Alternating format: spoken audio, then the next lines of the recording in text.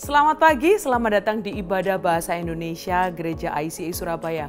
Kami senang sekali Anda bergabung dengan kami di pagi hari ini. Baiklah, sebelum kita mulai ibadah pagi ini, berikut adalah informasi penting untuk Anda ketahui. Annual Business Meeting akan diadakan pada 16 April jam 6.15 malam melalui Zoom. Bila Anda merupakan anggota Gereja ICA, kehadiran Anda di Zoom meeting tersebut sangatlah diharapkan. Minggu Paskah segera tiba pada 9 April dengan jadwal ibadah seperti biasanya. Perhatikan tanggalnya dan ajak teman serta keluarga untuk merayakan Paskah di gereja. Mission trip selanjutnya juga akan segera dilaksanakan pada 1-5 Mei ke Pulau Bacan. Biayanya sebesar 5 juta rupiah dan pendaftaran akan ditutup pada tanggal 16 April. Mari segera daftar selama kuota masih tersedia dan bersama membangun kerajaan Allah di Indonesia.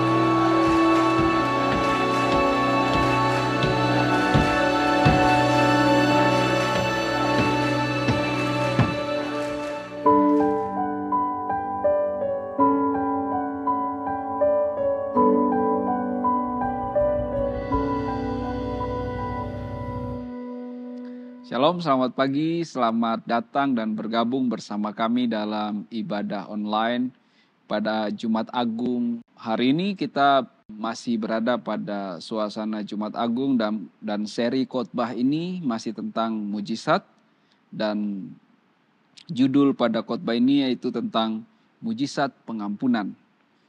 Dan sebelum kita akan membaca dan mendengarkan firman Tuhan, kita akan berdoa terlebih dahulu. Kami bersyukur ya Tuhan, di hari ini, Jumat Agung ini kami memperingati pengorbanan-Mu. Kau datang dan mati di kayu salib untuk menebus dosa-dosa kami ya Tuhan.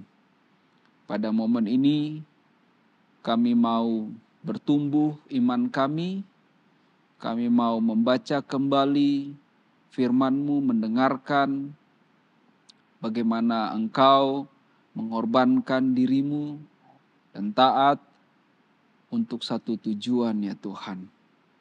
Oleh sebab itu ya Tuhan, pimpin kami agar kami mengerti kehendak-Mu, mengerti maksud-Mu lewat peristiwa dan proses di mana Engkau menjalani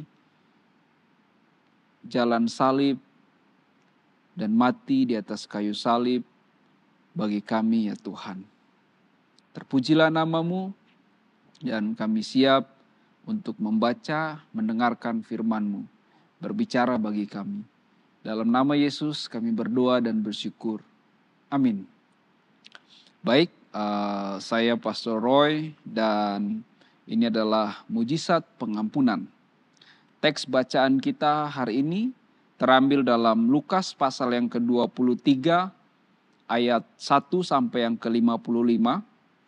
Ini adalah teks yang cukup panjang, namun saya hanya akan mengajak kita untuk membaca Lukas 23 ayat 33 sampai yang ke-43. Saya akan bacakan untuk kita. Ketika mereka sampai ke tempat yang bernama Tengkorak, mereka menyalibkan Yesus di situ dan juga kedua orang penjahat itu, yang seorang di sebelah kanannya dan yang lain di sebelah kirinya. Yesus berkata, "Ya Bapa, ampunilah mereka, sebab mereka tidak tahu apa yang mereka perbuat." Dan mereka membuang undi untuk membagi pakaiannya. Orang banyak berdiri di situ dan melihat semuanya. Pemimpin-pemimpin mengejek dia, katanya, "Orang lain ia selamatkan, biarlah sekarang ia menyelamatkan dirinya sendiri jika ia adalah Mesias, orang yang dipilih Allah." Juga prajurit-prajurit mengolok dia, mereka menunjukkan anggur asam kepadanya dan berkata, "Jika engkau adalah raja orang Yahudi, selamatkanlah dirimu." Ada juga tulisan di atas kepalanya, "Inilah raja orang Yahudi." Seorang dari penjahat yang digantung itu menghujat dia, katanya, "Bukankah engkau adalah Kristus? Selamatkanlah dirimu dan kami." Tetapi yang seorang menegur dia, katanya, "Tidakkah engkau takut juga tidak kepada Allah, sedang engkau menerima hukuman yang sama?" Kita memang selayaknya dihukum, sebab kita menerima balasan yang setimpal dengan perbuatan kita. Tetapi orang ini tidak berbuat sesuatu yang salah. Lalu ia berkata, "Yesus, ingatlah akan aku apabila engkau datang sebagai Raja."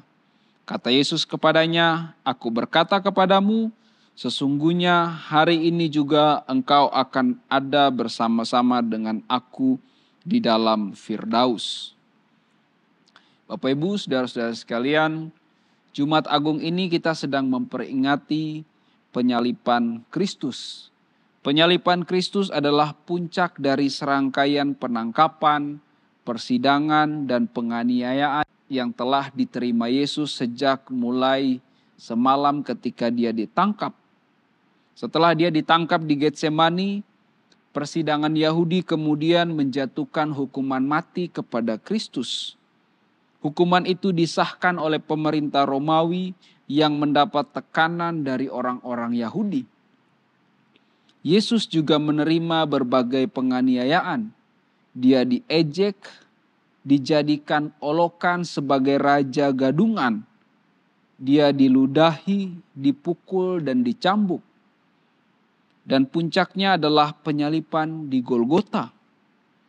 Alkitab memang tidak memberikan detail-detail bagaimana Yesus disalib, karena pembaca dan jemaat mula-mula sangat tahu kebrutalan dari proses penyaliban itu.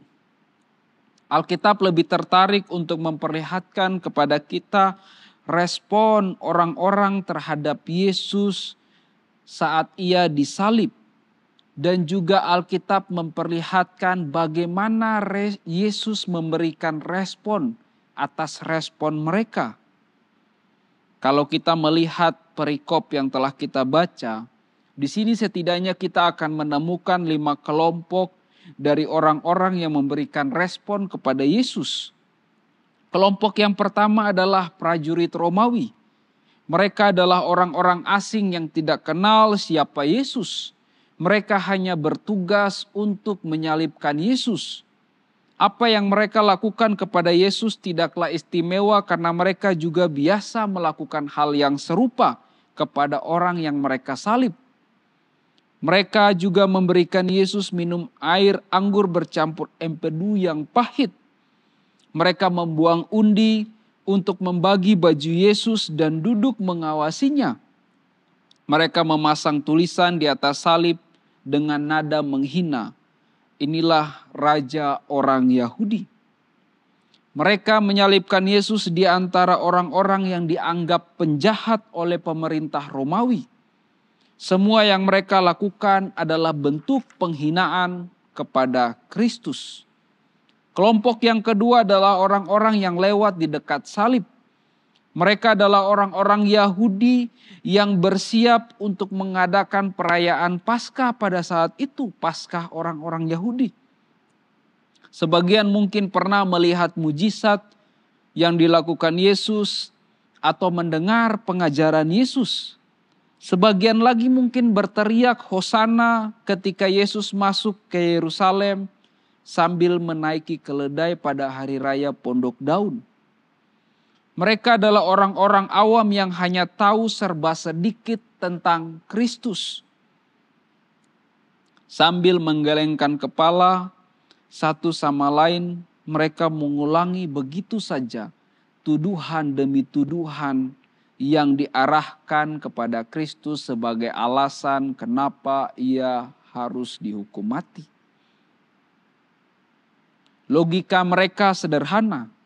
Kalau memang Yesus mengklaim dirinya anak Allah yang punya hubungan erat dengan Allah, dia pasti bisa turun atau melepaskan dirinya dari salib. Tetapi jika Allah tidak menyelamatkan dia, maka klaim Yesus tersebut adalah palsu bagi mereka. Kelompok yang ketiga adalah para pemimpin agama Yahudi yang sangat memahami dengan dalam ajaran-ajaran kitab suci, namun selalu menentang Yesus. Kealihan agama mereka ditunjukkan melalui rangkaian ejekan yang mereka lontarkan kepada Yesus. Beberapa ejekan diantaranya adalah mereka mengatakan, "Dia menyelamatkan orang lain. Ayo selamatkan dirimu sendiri. Dialah Raja Israel. Turunlah dari salib. Dia menaruh percaya kepada Allah. Biarkan Allah membebaskan dia." Dengan tajam, dengan ucapan yang secara sarkas, sindiran, mereka mengejek identitas Yesus sebagai anak Allah. Kelompok yang keempat adalah para pemberontak yang ikut disalibkan di samping kanan dan kiri Yesus. Seorang penjahat yang sedang tersiksa dan hampir mati itu juga menghujat dan menghina Yesus seperti orang lain. Kelompok yang kelima seharusnya hadir dan membela Yesus, namun mereka absen. Mereka adalah murid-murid Yesus yang telah lama bersama-sama dengan Yesus, kurang lebih 3 tahun lamanya. Seharusnya mereka lebih mengenal Yesus dibandingkan orang-orang lain. Mereka lebih mengetahui nubuat tentang penderitaan yang harus dia alami. Mereka telah mengalami kuasanya, mendengar pengajarannya dan didikannya. Tetapi pada hari itu mereka tidak kelihatan sehingga Yesus harus terseok-seok memikul salibnya seorang diri menuju ke Golgota. Tidak ada Simon Petrus yang pernah mengakui titel Yesus, "Engkau adalah Mesias, anak Allah yang hidup." Sehingga perlu seorang Simon lain dari Kirene yang baru hari itu muncul untuk memikul salib Yesus. Kepada kita diperlihatkan semua orang yang menolak dan menghina Yesus. Siapa saja orang-orang yang menghina dan menolak Yesus, baik itu orang Yahudi maupun non-Yahudi, orang Romawi. Baik itu ahli-ahli agama maupun orang awam. Baik sang penjajah maupun yang dijajah maupun yang melawan penjajah. Baik orang sehat maupun yang hampir mati di samping Yesus. Baik orang-orang yang tidak tahu apa-apa tentang Yesus, hingga murid-muridnya yang telah hidup bersamanya selama 3 tahun. Tetapi mereka menolak Yesus. Penolakan mereka mewakili penolakan seluruh manusia berdosa terhadap Sang Juru Selamat. Penolakan yang selalu dihadapi Yesus dalam karir pelayanannya di tengah-tengah dunia yang telah dikuasai oleh dosa. Apa yang dapat kita terapkan bagi hidup kita sebagai pengikut Kristus dari kehidupan Yesus yang menjalani jalan salib sehingga berujung pada kematiannya di atas kayu salib yang kita peringati hari ini? Yang pertama adalah fokus hidup Yesus adalah tentang visi Allah. Dari peristiwa jalan salib kita diperlihatkan suatu realita bahwa engkau dan saya tidak bisa mengontrol perbuatan dan perkataan orang lain kepada kita seperti yang terjadi kepada Kristus. Sakit menyakiti, tolak menolak, hina menghina, itu terjadi dalam relasi antar manusia dalam dunia yang telah jatuh dalam dosa ini. Tetapi yang menjadi masalahnya adalah bagaimana kita merespon perkataan dan perbuatan yang menyakiti engkau dan saya.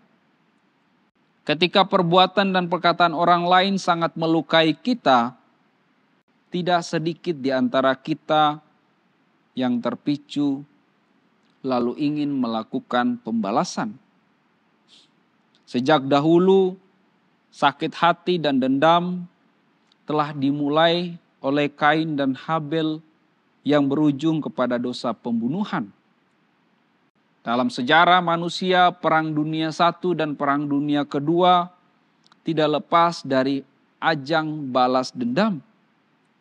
Atau yang suka membaca berita secara online maupun koran fisik, berbagai peristiwa tindakan kriminal yang terjadi juga bermotif dendam dan sakit hati. Kita yang terpola untuk menyimpan dendam cenderung untuk tergerak membalas baik lewat perkataan dan perbuatan kita. Kita kerap kali tidak sadar bahwa ketika kita tersulut dengan sakit hati dan ingin membalas orang lain, sebenarnya kita sedang berpartisipasi dalam sebuah permainan iblis yang disebut dengan lingkaran setan. Kalau di pasar malam, di kampung-kampung biasanya ada permainan atau atraksi tong setan, di mana ada seseorang yang akan mengendarai sepeda motor dan terus berputar dalam lingkaran tong setan yang sudah dibuat itu.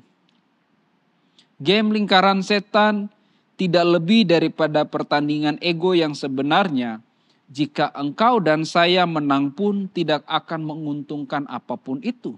Dan Yesus sama sekali tidak terprovokasi dengan permainan ego yang dilakukan iblis lewat para prajurit Romawi, lewat para pemuka agama, orang-orang Yahudi, para murid yang dia bina dan meninggalkan dia, hingga penjahat yang sedang sekarat dan menanti ajal di samping Yesus. Yesus tidak terprovokasi oleh mereka. Dia tetap fokus kepada visi Allah. Bahkan Yesus pernah berkata dalam Yohanes 5 ayat 41, "Aku tidak memerlukan hormat dari manusia." Respon Yesus yang tidak ikut bermain dalam tantangan para pemuka agama, orang Yahudi, prajurit Romawi maupun penjahat yang sedang sekarat di sampingnya. Yesus justru bertanding dalam pertandingan yang ditugaskan Bapanya. Ia setia kepada visi Bapa. Ia menuruti kehendak Bapa. Yohanes 5 ayat 30. Aku tidak dapat berbuat apa-apa dari diriku sendiri, sebab aku tidak menuruti kehendakku sendiri, melainkan kehendak Dia yang mengutus aku. Yesus tidak menuruti egonya karena ia tidak butuh hormat dari manusia. Yesus juga dikatakan tidak mendakwa para pembencinya, orang-orang yang menghinanya, memaki dan menyiksanya di hadapan Bapa. Yohanes 5 ayat 45, Yesus mengatakan, "Jangan kamu menyangka bahwa aku mendakwa kamu di hadapan Bapa." Tetapi apa yang Yesus lakukan? Dalam teks bacaan kita Lukas 23 ayat 34, Yesus berkata, "Ya Bapa, ampunilah mereka, sebab mereka tidak tahu apa yang mereka perbuat." Respon yang berbeda saat berhadapan dengan orang-orang yang mencemooh, menghina, meninggalkan Dia, menolaknya, dan menyakitinya. Manusia berdosa gampang tersulut dan ikut dalam lingkaran setan. Apalagi jika engkau dan saya memiliki kekuasaan dan power. Akan sangat mudah untuk kita membalas. Akan sangat mudah untuk kita menggunakan kekuasaan kita, privilege kita untuk membalas orang-orang yang telah menyakiti, melukai, menghina. Tetapi peristiwa penyaliban Tuhan Yesus memperlihatkan kepada kita teladan hidup bagi engkau dan saya sebagai pengikut Kristus. Bahwa Yesus menolak untuk berada dalam pattern atau pola balas-membalas. Ia tidak menggunakan kekuasaannya yang absolut itu untuk menghancurkan para pembencinya, para pencemoohnya, para penghujat, orang-orang yang telah menganiaya, dan para pengkhianat yang telah meninggalkan dia. Perhatikan ini. Jangan pernah masuk dalam jebakan yang menantang ego. Karena tantangan ego tidak pernah dan tidak akan mengembangkan karakter sebagai pengikut Kristus yang seharusnya rendah hati dan hanya tunduk dan taat pada perintah dan kehendak Allah saja. Tantangan ego hanya akan membuat hidupmu dan hidupku keluar dari jalur visi Allah dan menjadi orang-orang yang arogan dan merasa punya kuasa atas sesama. Mengapa kita seringkali tersulut untuk ikut dalam lingkaran setan, dalam jebakan tantangan ego? Karena kita merasa tantangan ego itu pas mengena di wilayah yang coba untuk engkau dan saya pelihara dan jaga. Contohnya, orang yang pengen dianggap orang yang kaya, mapan secara ekonomi, lalu bertemu dengan orang tertentu, orang-orang dekat, lalu dibandingkan, kamu belum apa-apa. Pas kena di ego kita. Atau orang yang ingin menunjukkan bahwa dia pandai, tetapi ada yang mengatakan kamu pintar tetapi kurang kreatif.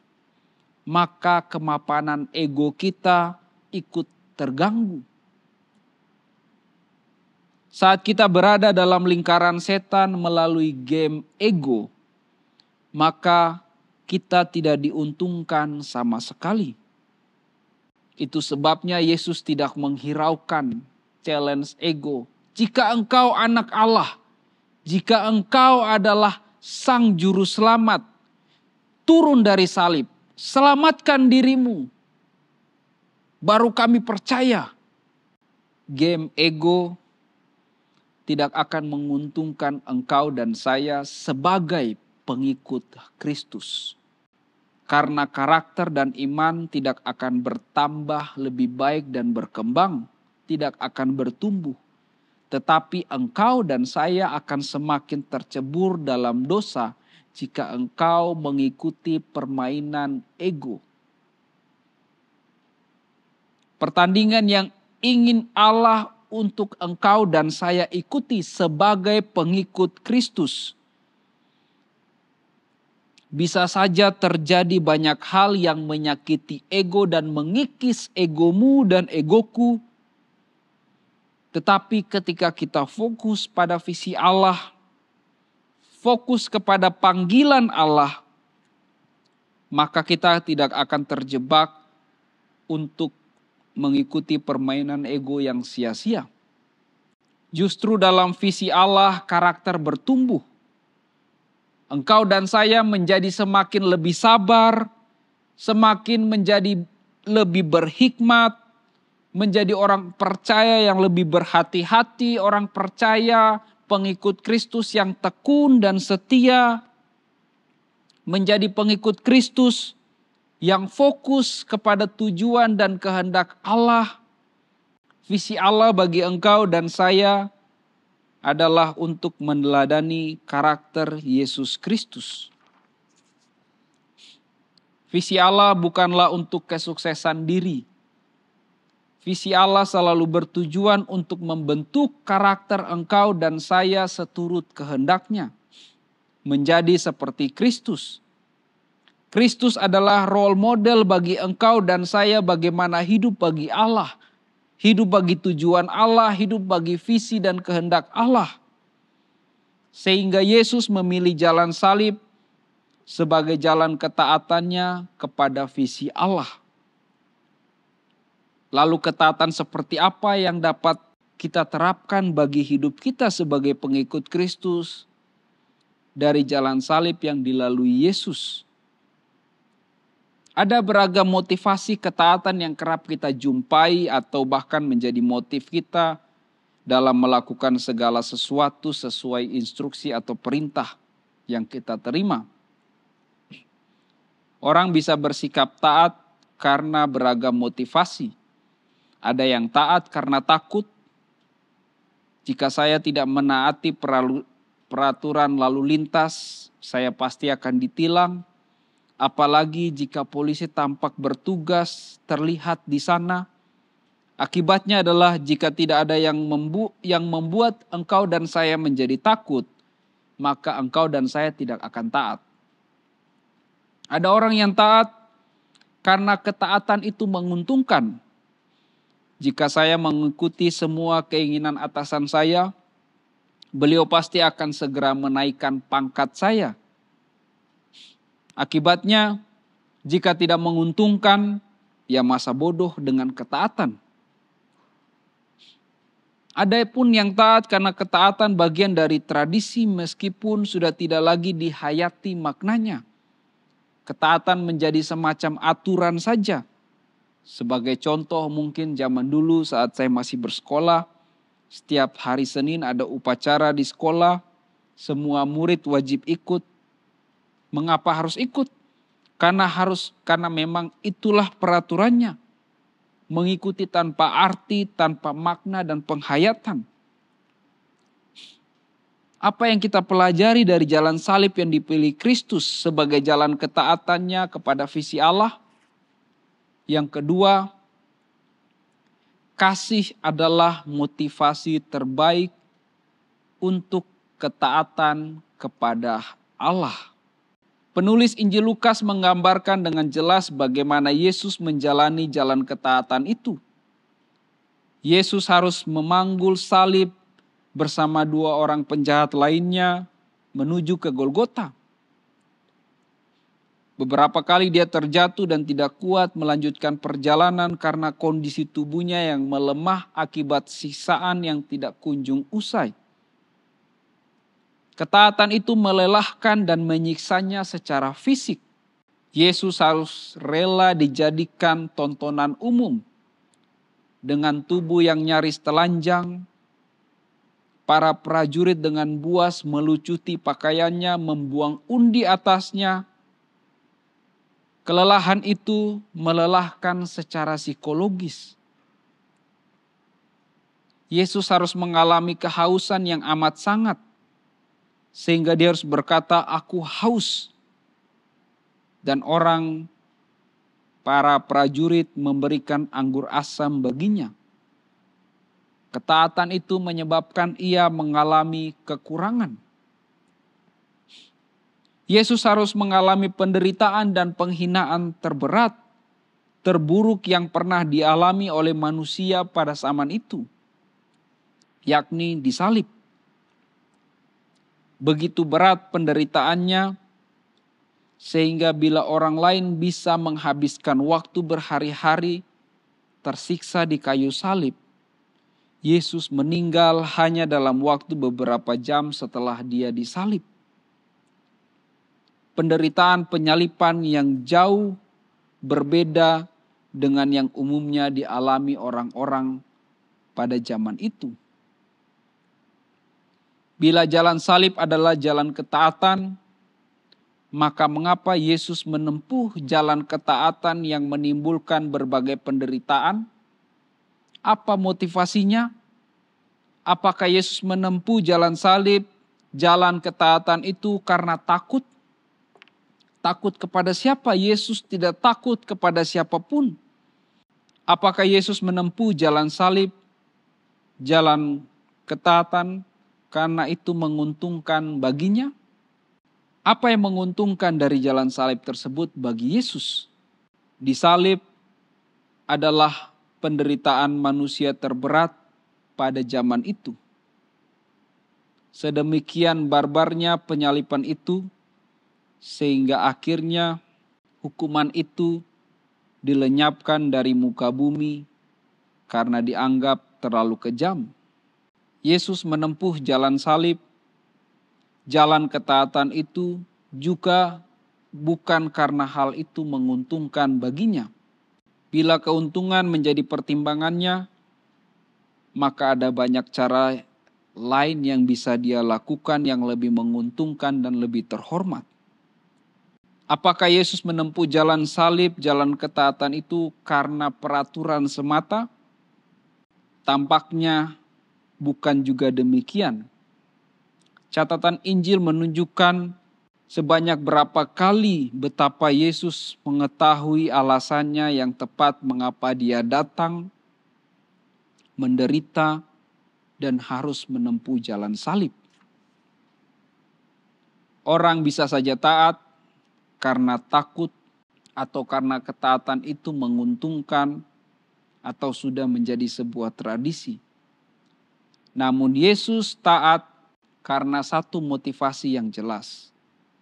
Kita, umat manusia, engkau dan saya, tidak peduli bagaimanapun keadaan kita, firman Tuhan berkata dalam Yesaya 53 ayat 5, tetapi dia tertikam oleh karena pemberontakan kita.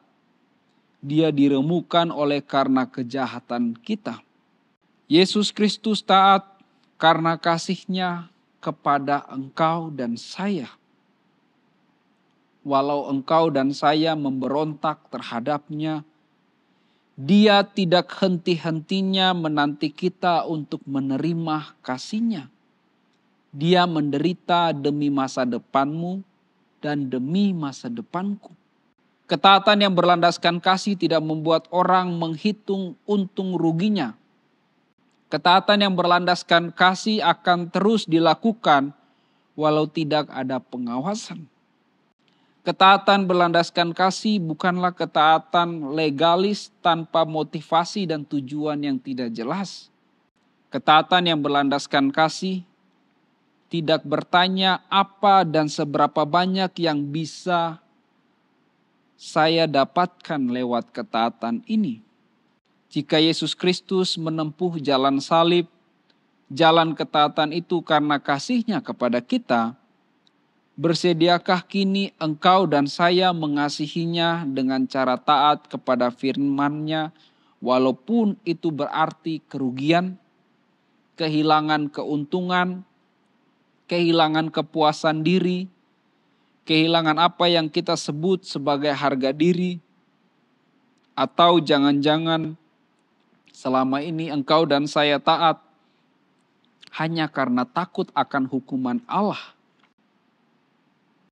Bersediakah engkau dan saya taat kepadanya bukan karena menginginkan berkat-berkat-Nya, tetapi karena engkau dan saya sebagai pengikut Kristus yang dewasa, yang benar-benar mengasihi Allah? Apa yang engkau dan saya terima lewat peristiwa pengorbanan Kristus dengan kematian-Nya di kayu salib? Mujizat pengampunan. Mujizat pengampunan ini berbicara tentang apa? Masa depan. Masa depan seperti apa yang engkau dan saya peroleh? Dosamu dan dosaku diampuni. Lalu hubunganmu dan hubunganku dengan Tuhan dipulihkan kembali. Setelah itu masa depan apa lagi yang kita temukan? Janji untuk tinggal berdiam bersama Bapa di surga dalam Firdaus. Waktu kejatuhan manusia dalam dosa, manusia tidak bisa lagi tinggal bersama-sama dengan Allah. Itu sebabnya Adam dan Hawa diusir. Namun sekarang karena Kristus, maka engkau dan saya bisa kembali lagi tinggal bersama-sama dengan Allah. Firdaus yang kita temukan dalam Lukas ini menunjukkan kepada Allah itu sendiri. Surga Firdaus itu melekat kepada Allah. Kebaikan Allah, kasih sayang Allah. Surga bukan tentang tempat, tetapi tentang bersama Allah dan merasakan kualitas hidup bersama Allah. Kesempurnaan hidup, kebahagiaan hidup yang langsung bersumber dari Allah. Surga bukanlah sebuah tempat yang indah tanpa Allah. Bukan soal tempat, tetapi bersama siapa itu yang penting. Bersama Allah.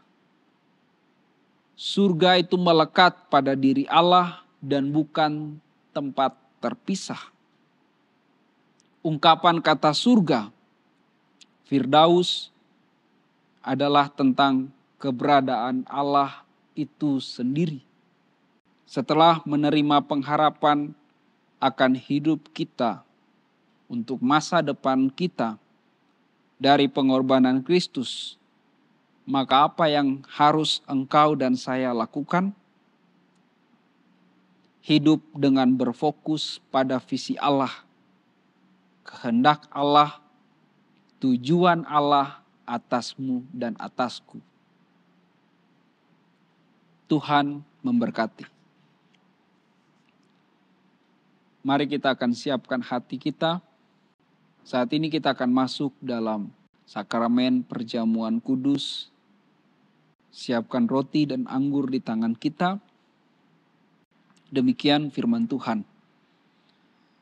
Sebab apa yang telah kuteruskan kepadamu, telah aku terima dari Tuhan, yaitu bahwa Tuhan Yesus pada malam waktu ia diserahkan mengambil roti, dan sesudah itu ia mengucap syukur atasnya, ia memecah-mecahkannya dan berkata, inilah tubuhku yang diserahkan bagi kamu, perbuatlah ini menjadi peringatan akan aku. Mari kita angkat roti di tangan kanan kita, mengucap syukur atasnya. Jumat Agung ini kita memperingati pengorbanan Kristus. Ini adalah tubuh Kristus yang diberikan bagi engkau dan saya. Mari kita makan bersama-sama dalam nama Yesus.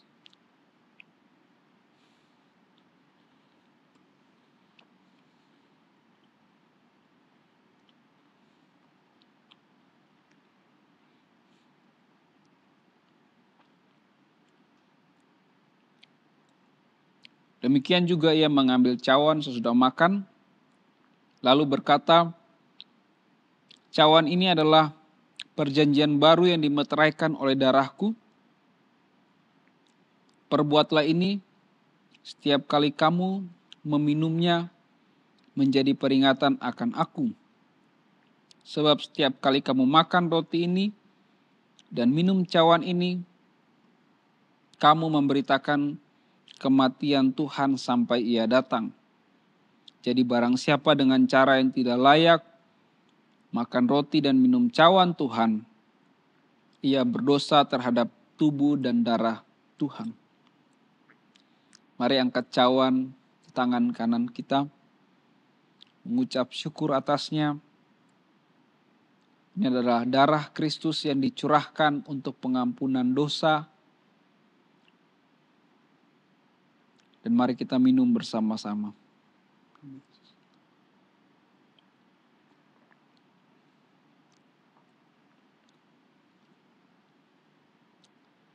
Ya Tuhan, kami mengucap syukur untuk tubuh dan darah-Mu, pengorbanan-Mu yang kami peringati hari ini sebagai bentuk karena Engkau mengasihi kami ya Tuhan. Kami menerima kasih sayang Allah, keselamatan karena kasih-Mu ya Tuhan.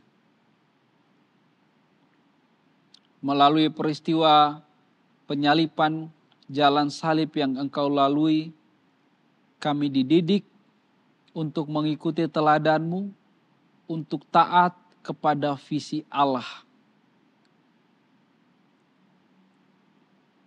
Melakukan segala sesuatu yang kami lakukan berpusat kepada tujuan dan visi Allah. Melalui jalan salib yang kami baca dari peristiwa penyalipan-Mu ya Yesus, kami dididik bahwa kami taat karena kasih, bukan karena yang lain. kami mengikuti kehendak-Mu, kami taat kepada pimpinan-Mu karena kasih. Pimpin kami ya Tuhan. Melalui pengorbanan-Mu, kami merasakan kasih-Mu, kami diampuni, dan kami memiliki masa depan. Pimpin hidup kami dan tolong kami ya Tuhan, untuk berjalan sesuai dengan kehendak-Mu. Mari angkat tangan kita di hadapan Tuhan. Tuhan memperlengkapi, memakai hidup kita melalui Roh Kudus untuk melakukan kehendak-Nya. Tuhan menuntun, memimpin, dan memampukan hidup kita melalui firman-Nya dan menjadi garam dan terang dunia bagi sesamamu, lingkunganmu, tempat di mana engkau berada dan tinggal. Dengan pimpinan Roh Kudus, kita dimampukan untuk melakukan setiap aktivitas kita untuk tujuan dan kemuliaan Allah. Allah sumber pengharapan dalam Yesus Kristus memenuhi hidup kita dengan penuh sukacita dan penuh dengan damai sejahtera. Dan melalui Roh Kudus hidup kita penuh dengan pengharapan dan ucapan syukur. Bagi Dialah kemuliaan sampai selama-lamanya. Tuhan memberkati engkau dan melindungi engkau. Tuhan menyinari engkau dengan wajah-Nya dan memberi engkau kasih karunia. Tuhan menghadapkan wajah-Nya kepadamu dan memberi engkau damai sejahtera. Dalam nama Tuhan Yesus kami berdoa dan bersyukur. Amin. Selamat hari Jumat Agung, dan Bapak Ibu saudara-saudari sekalian, saya menghimbau bahwa untuk mengikuti ibadah perayaan Paskah pada hari Minggu nanti, baik secara online maupun onsite. Tuhan Yesus memberkati dan shalom. Kami senang Anda bergabung dengan ibadah ICA hari ini. Selamat berakhir pekan dan sampai jumpa minggu depan. Tuhan berkati Anda dan keluarga. Annual Business Meeting akan diadakan pada 16 April jam 6.15 malam melalui Zoom. Bila Anda merupakan anggota gereja ICA, kehadiran Anda di Zoom meeting tersebut sangatlah diharapkan. Minggu Paskah segera tiba pada 9 April dengan jadwal ibadah seperti biasanya. Perhatikan tanggalnya dan ajak teman serta keluarga untuk merayakan Paskah di gereja. Mission trip selanjutnya juga akan segera dilaksanakan pada 1-5 Mei ke Pulau Bacan. Biayanya sebesar 5 juta rupiah dan pendaftaran akan ditutup pada tanggal 16 April. Mari segera daftar selama kuota masih tersedia dan bersama membangun kerajaan Allah di Indonesia. Memberikan persembahan menjadi semakin mudah. Silakan scan QR Code di layar dengan menggunakan aplikasi bank Anda atau kunjungi icasby.com/giving untuk informasi lebih lanjut. ICA membutuhkan banyak volunteer untuk membantu kami dalam bidang pelayanan servis media atau yang biasa dikenal dengan multimedia. Posisi yang membutuhkan volunteer meliputi service director, lighting, sound, dan juga operator LCD. Kemudian dalam bidang pelayanan musik di West, kami membuka kesempatan bagi Anda yang bisa bermain musik serta vokalis pria. Dan untuk pelayanan di East, kami mengajak Anda untuk bergabung dengan tim hospitality. Untuk mendaftarkan diri, silakan scan QR Code berikut ini dan mari melayani Tuhan bersama di ICA. Kelompok kecil adalah cara terbaik untuk terhubung dan bertemu dengan lebih banyak teman di ICA. Apabila Anda belum tertanam dalam komunitas Go Group di ICA, silakan kunjungi website ICA atau buka dari aplikasi Church Center untuk menemukan Go Group yang tepat bagi musim kehidupan Anda saat ini. Mari bertumbuh melalui Go Group. Kami rindu untuk bisa mendoakan Anda. Bagikan pokok doa Anda melalui tautan bit.ly/ICA Prayer Online dan bersama kita melangkah dan percaya bahwa Tuhan bekerja. ICA Prayer Service diadakan setiap hari Selasa pada pukul 6.30 sampai 7.30 malam lewat Zoom.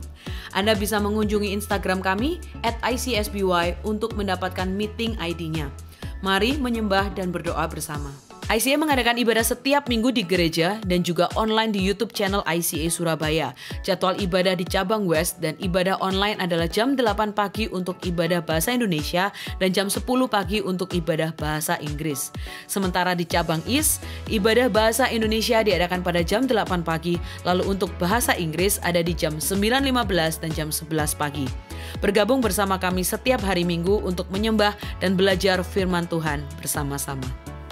Ikuti sosial media ICA Surabaya di YouTube, Facebook, Instagram, dan Spotify.